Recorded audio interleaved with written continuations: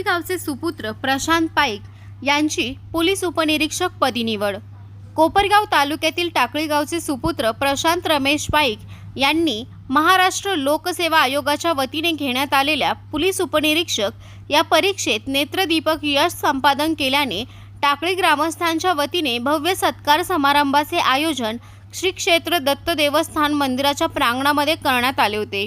यावेळी टाकळी ग्रामस्थांच्या वतीने पोलीस उपनिरीक्षक परीक्षा उत्तीर्ण झालेले प्रशांत पाईक यांचा भव्य सत्कार फेटा व शाल, भव्य असा हार व गुलाबांचा गुच्छा देऊन करण्यात आला आहे। या प्रसंगी वडील रमेश पाईक, आई प्रमिला पाईक, भाऊ व भाऊजाई व मामा राजेश शिंदे यांच्यासह टाकळी गावचे सरपंच संदीप देवकर, माजी सभापती सुनील देवकर, सोसायटीचे चेअरमन रामदास पाटील देवकर, संजीवनीचे संचालक निलेश देवकर, राष्ट्रवादी काँग्रेसचे नेते छगनराव देवकर, पोलीस पाटील राजेंद्र देवकर, उपसरपंच संजय देवकर, ग्रामपंचायत सदस्य शशिकांत देवकर, शिवसेना गटप्रमुख महेंद्र देवकर तसेच सामाजिक कार्यकर्ते सुनील पाईक, सिकंदर पठाण, बाळासाहेब पाईक, विजय परदेसी, श्रावण शिलावंत, रामा साळवे आदींसह अनेक ज्येष्ठ व विविध संघटनांचे पदाधिकारी व कार्यकर्ते, त्याचप्रमाणे पाईक परिवारातील सर्व सदस्य या प्रसंगी मोठ्या संख्येने उपस्थित होते। यानंतर प्रशांत पाईक यांची टाकळी गावातून भव्य मिरवणूक काढण्यात आली।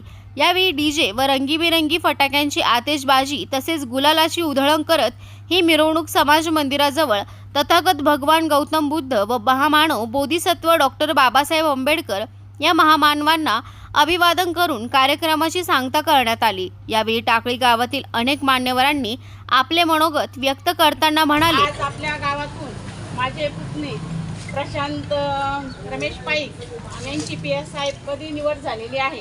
त्याबद्दल त्यांचं मनापासून अभिनंदन जातं। संधी तिथं उपलब्ध झाली आणि एक गॉडफादर चांगला भेटल्यामुळे, कारण प्रत्येकाला एक गॉडफादर लागतो तरच आपण काहीतरी अचीव करू शकतो। मी इथे अजून एक सांगेन की नुसतं MPSC आता फर्स्ट क्लासमध्ये तुम्ही म्हणजे पहिल्याच याच्यामध्ये पासआउट झाले, खूप कमी वयामध्ये झाले। या अनुषंगाने तुम्हाला UPSC सुद्धा स्ट्राईक करता येईल, हे मी निश्चित तुम्हाला सांगतो। तुम्ही म्हणजे महाराष्ट्राच्या सेवेमध्ये, प्रशासकीय सेवेमध्ये सर्व्हिस करत असताना सुद्धा तुम्ही UPSC स्ट्राईक करू शकता।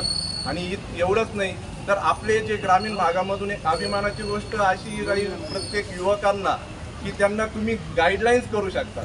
आपल्या टाकळी गावचे भूमिपुत्र प्रथमजी प्रशांतजी यांचं सर्व टाकळी ग्रामस्थांच्या वतीने मनस्वी अभिनंदन करतो। विद्यार्थी आहे, आपल्या गावाचे भूमिपुत्र आहे, त्यांच्या हस्ते आपण मार्गदर्शन केंद्र चालू करू। आपल्याला काही नाही, आपल्या सगळ्या गावाने साथ द्यायची आणि आपल्या मुलांना इथं पाठवायचं। आपण फक्त एवढं काटेकोर पालन करायचं का आपले मुलं इथं येऊन त्यांनी मार्गदर्शनाचं आकलन केलं पाहिजे। जे आता तरुण मुलं असतील, यांनी 3 इडियट मूवी बघितलाच असेल, त्याच्यामध्ये एक डायलॉग आहे की सक्सेस के पीछे मत भागो, पहिले काबिल बनो। पहिल्यांदा आपल्याला ती काबिलियत तयार करावी लागेल आणि ती काबिलियत प्रशांत एक उदाहरण आहे। म्हणजे प्रशांतने अजून काही खूप जिंकायचं आहे, त्याची सुरुवात झालेली आहे। प्रशांत PSI झाला म्हणजे सगळंच काही नाही झालं, अजून त्याला खडतर प्रवास आहेत। 11 महिन्यांचं ट्रेनिंग येते MPA मधलं। तिथे सकाळ उठल्यापासून तर संध्याकाळपर्यंत यांना ड्रेस चेंज करण्यामध्ये थकत जातात ही पोरं। त्यामध्ये यांचे पाय तुटतात, मोडतात, मुरगळतात। तिथे दया माया नावाचा पार्ट नाही आहेत, कारण मग एक जे व्यक्ती आहे त्यांनी सांगितलं की प्रशांत आता हा पाईक नाही आहे, प्रशांत हा टाकळीचा नाही आहे, प्रशांत हा महाराष्ट्र शासन या स्टील फ्रेम मधला आता एक प्रशासनाचा भाग बनलेला आहे। आणि तो भाग बनत असताना याची पोस्टिंग जिथे होईल, मग ती कधी गडचिरोलीला होऊ शकते, महाराष्ट्रातल्या कुठल्याही जिल्ह्यात, कुठल्याही तालुक्यात होईल आणि जर योग जुळून आला तर कदाचित तो तुमच्या कोपरगावमध्ये पण येऊ शकेल।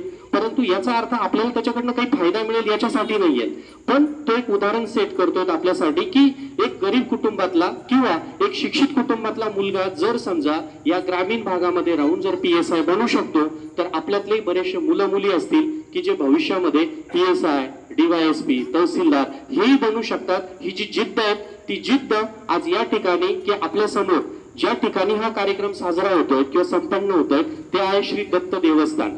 जर दत्तांचा विचार केला तर जर आपण धार्मिक परंपरा पाळतो तर मंत्रानंतर येतो तंत्र आणि त्या तंत्राचे जे आद्य आहेत ते श्री दत्त आहेत आणि तंत्राला आपण म्हणतो टेक्नॉलॉजी आत्ताच्या युगातली।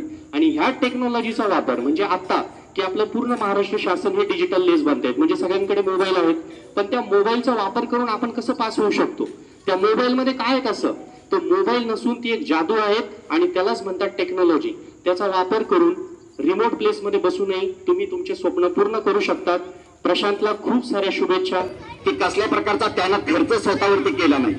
मामाने सांगितलं की मामा म्हटले की तू पुण्याला क्लास लाव, बाहेर जा, पण तो म्हटला याच्याशी काहीच गरज नाही. फक्त 900 रुपये लायब्ररीची फी भरली म्हणे. लायब्ररीच्या 900 रुपयाच्या फीवर त्यानं हे ज्ञान संपादन केलं आणि खऱ्या अर्थानं इतकं सुंदर की अपरिमित. मी नष्टप वक्ता आहे, फार बोलतो, पण माझं मन इतकं धरून आलं की खऱ्या अर्थानं तू ते अचीव केलं, तुझं टार्गेट अचीव केलं. आणि इथून पुढं या ठिकाणी ह्या टाकळी गावामध्ये सुद्धा स्पर्धा परीक्षेचे क्लास तू निर्माण करावे, कारण का इथून आता हे चालना मिळालेलं आहे. तू गावचंच नव्हे तर तालुक्याचा तर जिल्ह्याचा आयडल बनणार आहे. आता PSI ही पदवी हस्तगत केलेली आहे. तर आमची सुद्धा शुभेच्छा आहे की तू 27 वर्षामध्ये PSI झाला, परंतु 27च्या नंतर जो कालखंड येईल त्या कालखंडावर तू फार मोठं जिल्ह्याचं आणि राज्याचं पद स्वीकारावं, त्या दिशेने तुझी वाटचाल व्हावी, या शुभेच्छा मी या ठिकाणी व्यक्त करतो. पहिले तर मी सर्व व्यासपीठावर उपस्थित सर्व मान्यवर व सर्व ग्रामस्थांचे सत्कार केल्याबद्दल त्यांचे खूप मनापासून आभार मानतो. थोडक्यात माझा प्रवास सांगतो. लहानपणापासून मी टाकळी गावातच वाढलेला, आपल्या जिल्हा परिषद शाळेत शिकलेलो. त्यानंतर वडिलांची बदली झाली, तर ते 2-3 ठिकाणी बदली झाले. त्यानुसार आम्ही गावाबाहेर पडलो. तर रयत शिक्षण संस्थेमध्ये माझं शिक्षण झालं. त्यानंतर आपल्या संजीवनी कॉलेजला ॲडमिशन घेतलं. त्यानंतर डिग्री कंप्लीट केली. आणि माझ्या पुढे एक सर्वात मोठा प्रश्न होता की प्रायव्हेट जॉब करायचा की दुसरं काही ऑप्शन चेक करायचा. तर नुकतेच माझे मामा राजेश शिंदे हे MPSCतून त्यांनी कक्षाधिकारी झाले होते. तर त्यांचा आदर्श माझ्यासमोर होता. तेव्हा मी ठरवलं की आपल्याला पण MPSC पास व्हायचं. पण इतकं सोपं नसतं काही सर्व, आणि यश हे कधीच एकट्याचं तर बिलकुल नसतं. त्यामध्ये घरच्यांनी मला मोलाची साथ दिली. त्यांनी कधी माझ्यावर दडपण आणलं नाही. त्यानंतर माझा मोठा भाऊ, तो माझा पहिला मित्र म्हणजेच माझा मोठा भाऊ, त्याने उभेपणे माझ्या उभे राहायला, मला कुठलीच कमी पडू दिली नाही त्याने. आणि